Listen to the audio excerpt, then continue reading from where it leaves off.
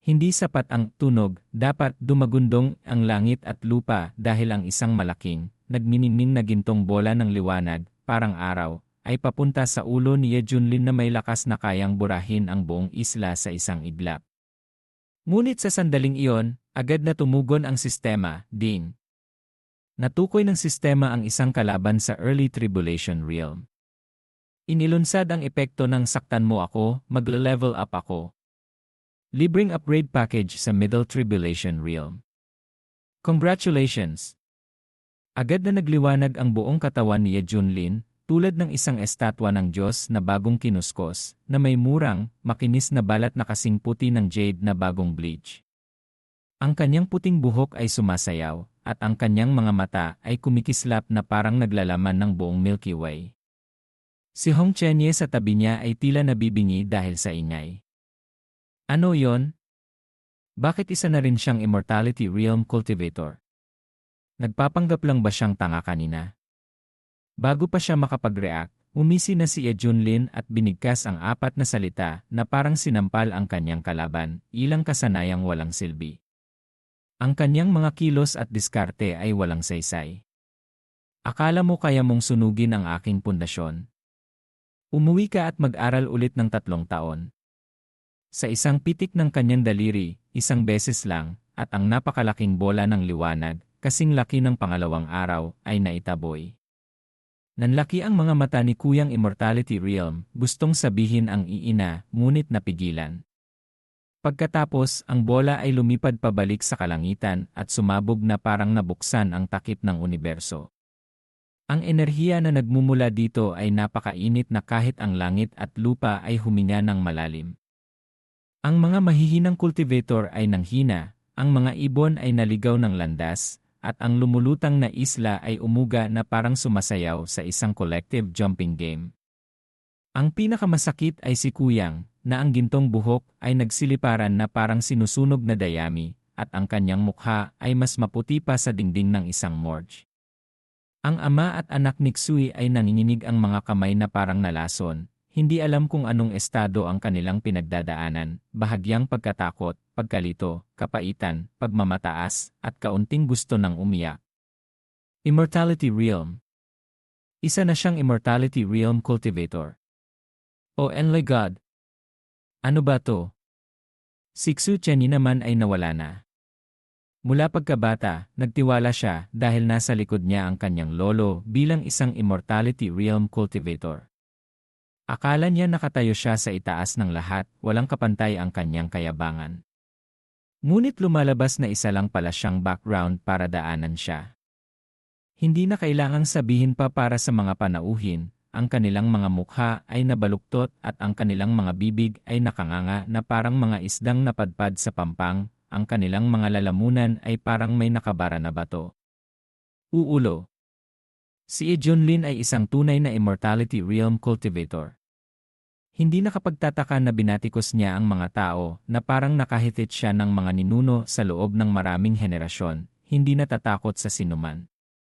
Kaya pala matagal ng Immortality Realm Cultivator si Ye Junlin, ngunit gumaganap siya ng napakahusay, nagpapanggap na isang mahusay na kaharian ng pagtawid upang lituhin ang Yuhua sekta at magtungo sa kanilang kamatayan.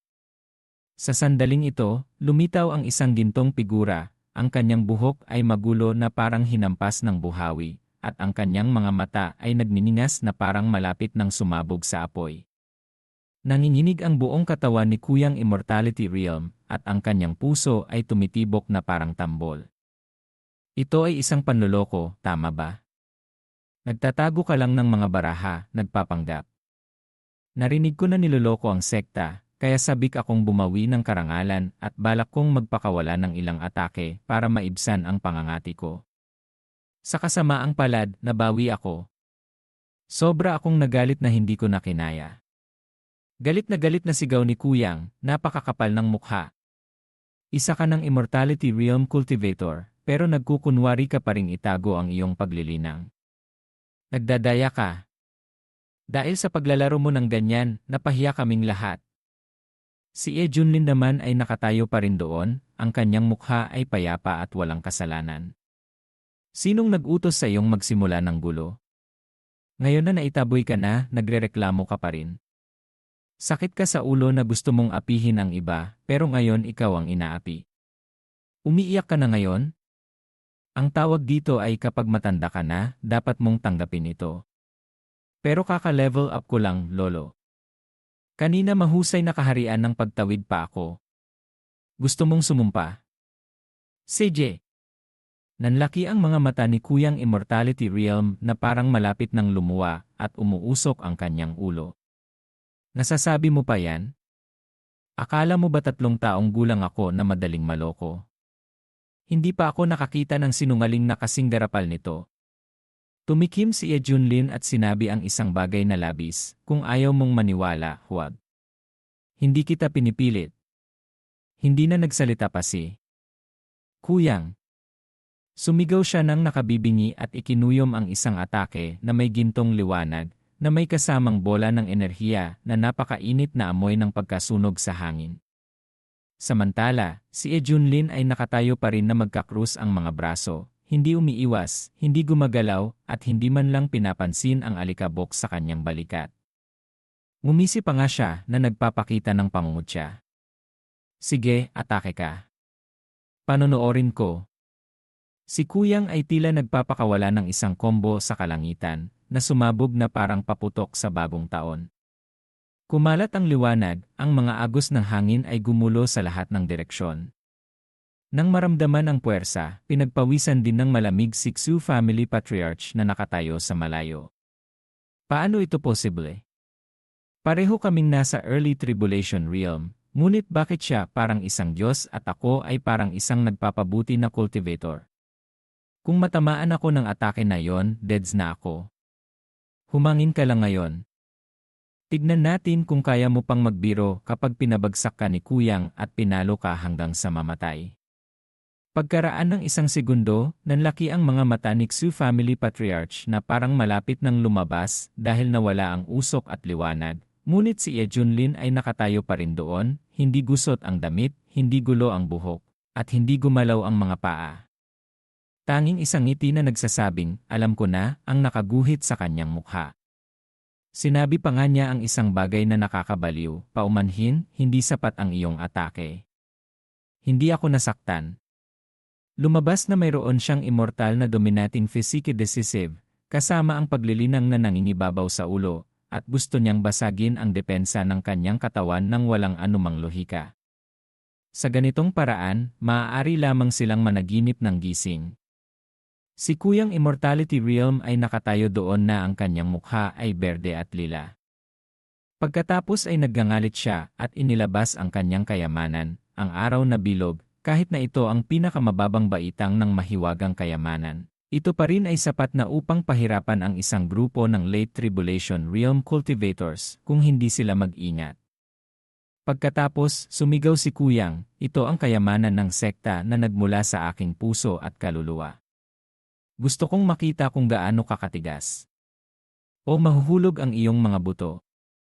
Sa isang kisap mata, ang araw na bilog ay nagliwanag na parang araw, umiikot na parang lagari patungo kay Junlin. Ngunit ngumisi lang si Junlin.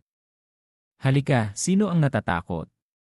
Pagkatapos ay palihim niyang ginamit ang immortal na dominating physique decisive sa pinakamataas na antas nito. Ang puting gintong lakas ay tumaas na parang tsunami, na tumama ng diretsyo sa kalangitan na parang kailangang umiwas ang langit at lupa. Pagkatapos, itinaas lang niya ang kanyang kamay para pigilan ang atake. Sumigaw si Kuyang Immortality Realm na parang sinaksak, ang kanyang mga ugat ay lumabas sa kanyang balat. Hindi ako naniniwala na kaya mong pigilan iyan. Agad na nagliwanag muli ang araw na bilog ng husto. Sa pagkakataong ito, hindi na ito magalang, gamit ang lahat ng kapangyarihan nito, na sumisikat ng husto na ang buhok ng mga cultivator na malapit doon ay halos masunog. Akala niya kung ano ang mangyayari, ngunit hinawakan lang ni Junlin. Hinawakan pa nga niya ito nang mahigpit na gumulong ang araw na bilog ng malakas na nagbabantang masira, ngunit ang kanyang kamay ay hindi napunit, hindi nasunog, at hindi gumalaw. Si Xu family patriarch na nanonood ay natigilan, nalalaki ang mga mata at nakanganga na parang nakakita siya ng ninuno ng dahilan. Ha? Paano niya hinawakan ang mahiwagang kayamanan ng kamay lang niya? Siguradong hindi tao ang taong ito. Siguradong isang variant siya ng isang sinaunang mabangis na hayop na nakabalakayo bilang isang cool na binata. Nakatayo si Kuyang Immortality Realm na nakatulala, gustong magmura ngunit walang lumabas na salita. Paanong nangyari ito? Sa sandaling ito, huminga si Ye Junlin at nagpakawala ng mapangahas ng ngiti, hindi maitago ang pagmamahal sa sarili. Ganyan ako katigas. Ano ang magagawa mo? Hindi ako nagsasanay hanggang dito para makapagpigil ng mga atake at maglaro lang. Kung naiinggit ka, tanggapin mo na lang. Pagkatapos ay ikinuyom niya ang kanyang lakas at sinuntok ang umiikot na bilog. Si Kuyang ay galit na halos umuusok ang buong katawan niya, ang kanyang mga mata ay pula sa galit at ang kanyang nakamamatay na intensyon ay tumaas. Ye Junlin, hindi ako titigil hanggang hindi ka namamatay. Pagkatapos, ang kanyang balat ay lumitaw na may pilak na mga linya, ang buong katawan niya ay lumiwanag na parang nakalibing sa mga li. Ang kanyang momentum ay tumaas na tila malapit na siyang mawala at umakyat sa langit. Si Ye Junlin naman ay nakangiti. Parang nakita ko na ang trick na to, tama, ang Feather Ascension Decisive. Ano ang tawag dito? Sa pagkarinig nito, nanlaki ang mga mata ni Kuyang at bumuhos ang dugo sa kanyang utak. Tumahimik ka. Huwag mong lapastanganin ang lihim na pamamaraan ng aming mga ninuno sa Yuhua sekta. Tawagin mo ito sa tamang pangalan, hindi ganoon. Pagkatapos, muling gumulong ang biyong.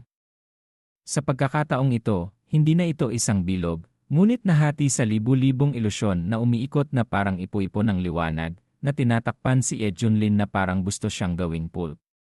Sa ngayon, hindi na nagbibiro si Ye Junlin. Seryoso ang kanyang mga mata. Iwinagayway niya ang kanyang kamay at ipinakita ang selyo ng tao. Sa sandaling lumitaw ang trick na ito, nag-iba ang isang bahagi ng kalangitan, at maraming ilusyon ng biyong ang nabasag na parang salamin na tinamaan ng martilyo. Sumabog ang liwanag at gumulo ang espiritual na enerhiya.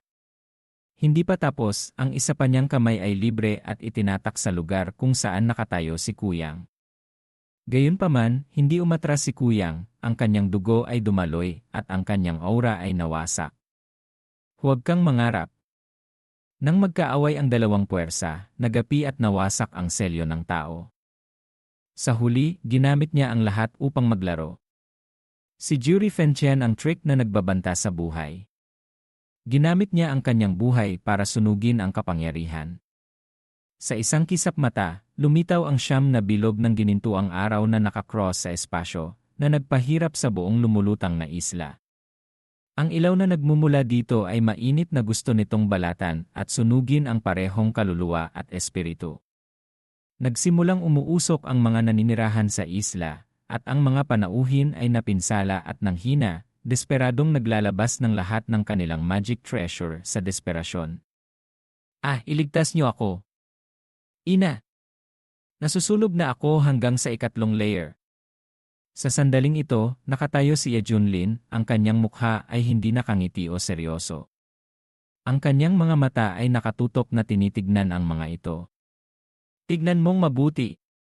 Pagkatapos ay dahan-dahan niyang itinaas ang kanyang kamay at tumawag ng isang limang kulay na bola. Sa sandaling lumitaw ito, ang liwanag ay sumilaw na parang isang mataas na beam na headlight na hindi na kailangang i-adjust ang kulay. Si Kuyang Immortality Realm ay nakatayo doon, ang kanyang mukha ay namutla at nakahanda na. Ngayon, mamamatay ka o magtatala ako ng mga numero. Sinabi niya ito at ginawa niya ito. Itinutulak ang buong hanay ng Jiu Lunjin Guang pababa na parang gustong durugin ang kanyang kalaban sa mga mumo. Ngunit hindi natakot si Ye Junlin. Binaliktad niya ang limang kulay at ibinalik ito. Pagkatapos, ang limang kulay na bola ng liwanag ay nag-crash sa isa't isa, ngunit nilamon ng bola ni Ye Junlin ang isa nang hindi naiiwan ang anumang nalalabi, nilalamon ang parehong espiritu at ang paggalang sa sarili ni Kuyang Immortality Realm. Pagkatapos ng lahat ng ito, gumawa si Ye Junlin ng napakaasin na pangungutya, sa tingin mo karapat-dapat kang lumaban sa akin. Nang makita ni Kuyang ang eksenang ito, nanigas siya na parang na short circuit. Tapos na. Hindi alam kung anong nerve ang nasaktan, ngunit bigla siyang tumawa ng parang baliw. Hindi ito ay peke. Lahat ay peke. Sa huli, hindi na kailangan ng kahit sino na ipahayag ang resulta dahil sa mga mata ng mga kumakain ng melon na nanlalaki ang mga mata sa pagkabigla. Si Kuyang ay nilamon ng 5 kulay na liwanag na parang hindi pa ito nag-iwan ng senyales ng buhay. Nang makita ang isang Immortality Realm Cultivator na natalo na parang hindi pa ito umiiral, si Hong Chanye ay halatang natakot. Hindi niya pwedeng hamunin si Ye Junlin dahil kapag umatake siya, tanging ang kanyang katawan ang maiiwan at ang kanyang kaluluwa ay magbabakasyon na ng matagal. Sa sandaling ito, kalmadong nagsuot si Ye Junlin ng salamin sa mata at tumawa ng mahaba na puno ng panghihinayang. Yinan, sa huli ay hindi ito nakakasilaw. Pagkatapos ay bahagya niyang tinitignan si Xu family patriarch na nabigla. Sinabi ko na, ikaw na ang susunod. Ang kanyang kaluluwa ay lumipad sa kanyang katawan. Si Xu family patriarch ay agad na sumigaw, Ye Immortality Realm. Nagpapasalamat ako sa iyo, tunay na nagpapasalamat. Lumitaw si Ye Junlin sa tabi niya na parang isang multo. Tinapik ang kanyang balikat at nagtanong, ang maliit na Xu na ito, mayroon ka bang opinyon sa ginawa kong pagtanggap ng disipulo kanina? Nang marinig ito ni Xu family patriarch, nanigas ang kanyang katawan, nalalaki ang mga mata, namumutla ang mga labi, at ang kanyang dila ay nagulong ng ilang beses bago niya sabihin, Ye Immortality Realm, hindi ako nangangahas. Kung gusto mo, dalhin mo sila. Ngunit hindi papayag si Ye Junlin na palampasin ito. Ikunuyom niya ang balikat ng matanda na tumunog ng malakas at alam ni Xu family patriarch ang tama at masunuring tiniis ang hampas. Immortality Realm, patawarin mo ako. Masakit. Hindi ko na kaya. Hindi nagmadali si Ye Junlin, ngunit dahan-dahan niyang sinabi ang bawat salita. Ang aking disipulo, si Li Wuji, ay inaapin niyong mga tao hanggang sa namimilipit ang kanyang mukha. Ako bilang kanyang master ay dapat tumulong sa kanya na maghiganti. Sa tingin mo ba makatwiran? Ito. Agad na lumuhod si Xu family patriarch, ang kanyang boses ay nanginginig na parang malapit ng umiyak, napakamakatwiran. Napakamakatwiran. Gusto lang malaman kung paano ito gustong harapin ni Immortality Realm. At pagkatapos ay nahulog ang sagot mula kay Ye Junlin na parang isang bato na dumidiin sa kanyang ulo, gusto kong personal mong katayin ang lahat ng miyembro ng pamilya Xu dito. Sa pagkarinig ng kahilingang ito, umiikot ang utak ni Xu family patriarch, umuugong ang kanyang mga tainga na nag-isip na may mali siyang narinig. Ano?